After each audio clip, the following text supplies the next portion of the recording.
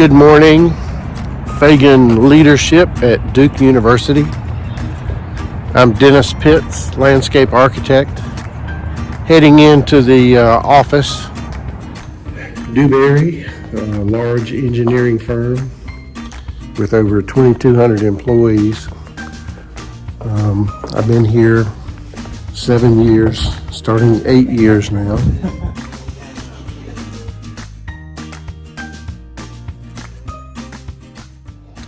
So my journey into landscape architecture probably started when I won a small art competition in the first grade, received a ribbon, and then later on went to a program called Creative Arts one summer in about the third grade, where we learned how to use different materials and sculpt and do things with paper mache.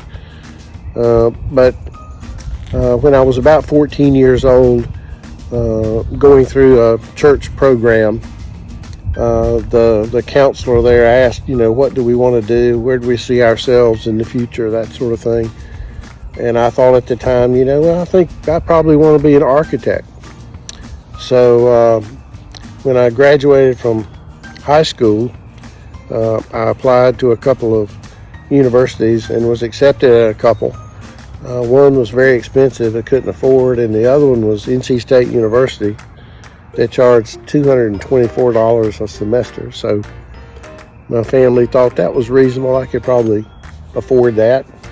So I went down to NC State and spent 2 years in architecture, and then was disenchanted about the designing boxes, and that just didn't seem to appeal to me like I thought it would. So I was introduced to landscape architecture by the head of the program at NC State, Gil Thurlow.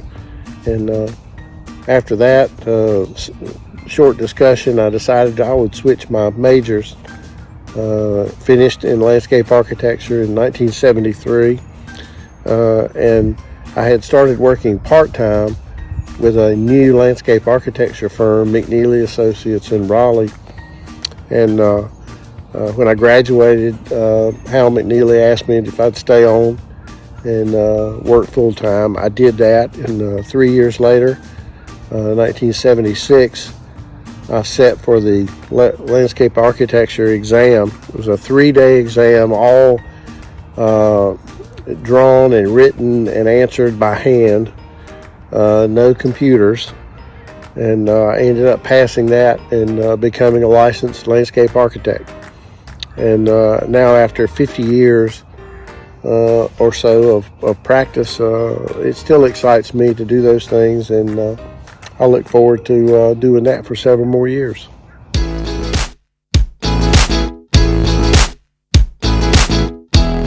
So I've had my walk around here at the old mill, and a couple of things are pretty obvious. This entire south side along the highway is about 4 or 5 feet under the 100-year flood line.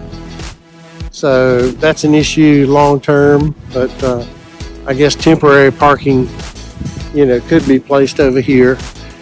The big question is, what's going to be the main entrance to the textile museum?